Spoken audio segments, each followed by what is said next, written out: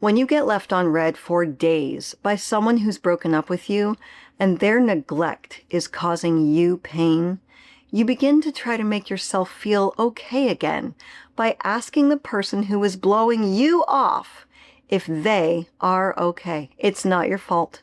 And if you're used to being in an environment where you never feel seen, you become extremely sensitive to people who show you attention. You get very excited about them. But when they pull their attention away, you are deeply triggered. And now love begins to feel like winning them over, even if only through a few text messages. So in this video, I want to talk about this one simple text that you think is communicating kindness that is actually communicating self-betrayal.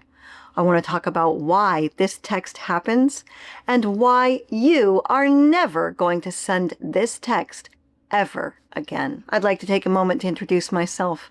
My name is Maria, and like you, I am no stranger to people that I care about treating me like I'm annoying or clingy or too much right before they abandon the relationship. Now, I don't believe for one hot second that you or I are any of these things, but one day I sat down and decided to paint my nails and go over toxic patterns of the past in myself and in the people I've dated.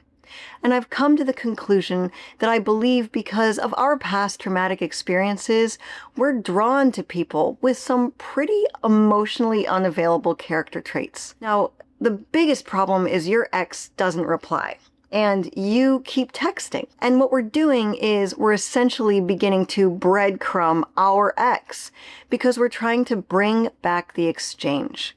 They ignore your text, so a few days later, you text them and you ask them, "Are you okay?" They give you some excuse like, "Oh yeah, I'm just tired, I'm busy, work issues, etc., etc." And you're like, "Oh yeah." And now that you've gotten their attention, you text back again and maybe tell them that you're happy to talk to them if that's what they need. And you might even mention something that's been going on in your life, and then it begins pop, pop, pop, and suddenly it's like the breakup never went down. And you think the communication is a positive step. But the only thing that you're communicating in all of this is that you are fine with being ignored. And you're happy to be there for them. And in a way, that's being very disingenuous because right now in this text exchange, you are not happy. It's more like you feel relief. And I think that you're going to look back at moments like this and feel how unhappy you actually were. And you are going to be the one who regrets not ignoring them sooner. When someone that we love breaks up with us, we are upset and we look up all of these how to get my ex back videos and we learn all about no contact. And sure, we want to believe that we're going to be strong and go straight into no contact and we're never going to waver. But it's actually really hard, especially if you have an ex that's sort of encouraging these intermittent exchanges because intermittently they answer you. So I'd be missing my ex. Maybe I'd be alone one night and feeling nostalgic and I would text my ex and let's say he didn't answer me. Well, over the next few days, my anxiety would overwhelm me. And I began to misguidedly believe that all I needed was a response from him and I would get the relief that I desperately needed to feel better. And I think something in me knew that he would respond if I sent him that text, if I asked him if he was okay. And I think the reason that this happens is it's our gut telling us that we are finally beginning to realize it is always about them. Of course, your ex is okay. You can see on social media that they're okay. Well, if you subscribe to this channel, your ex probably isn't like super okay, but you can see on social media that they are alive and breathing. And that's hard when they're not responding to you. It's triggering you to continue to break no contact. So it might be time to consider blocking your ex, at least temporarily. You are the one who's not doing okay, which is perfectly normal after a breakup. And not having to see your ex's name and face all over your social media every single day is the actual immediate relief that you need. Because every time this text exchange happens, you are regressing back to the traumatic feeling of when they first rejected you. It is devastating to sit with the thought that your ex is giving attention to everyone else, but they are ignoring you. And that's why when you ask if they're okay and they answer you back, it is like a chemical refresher and it reignites hope. They do still care. And you know what? They probably do. But someone who picks and chooses when they get to acknowledge your existence, gross. And this is going to be years of heartache and frustration. This person won't end up being the love of your life.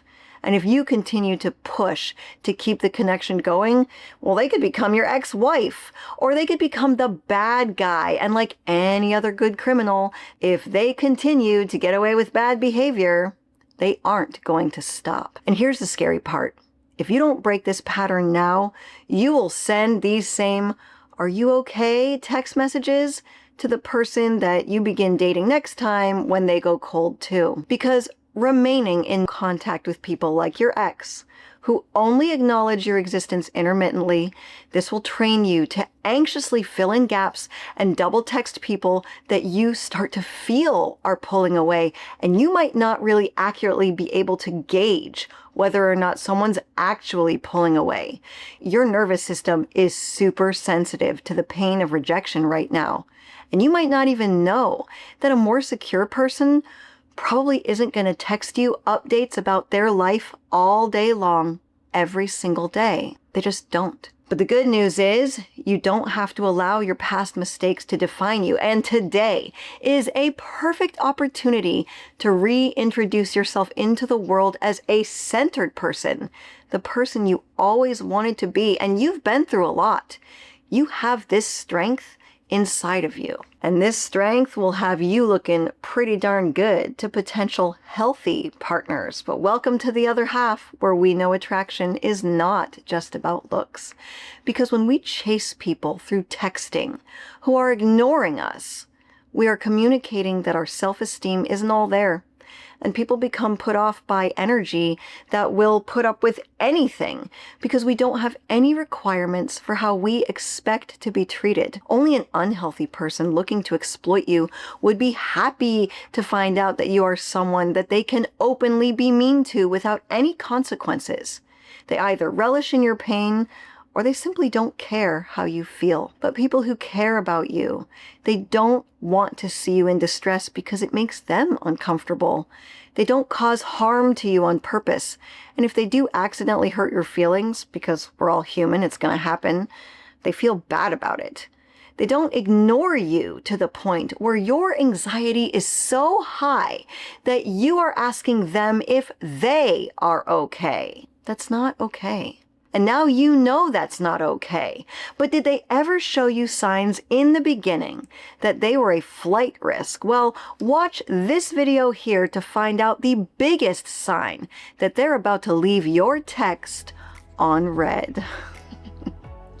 My name is Maria Adriana. You did not have to live my life, but I certainly hope you can learn something from it. As always, thank you for visiting The Other Half.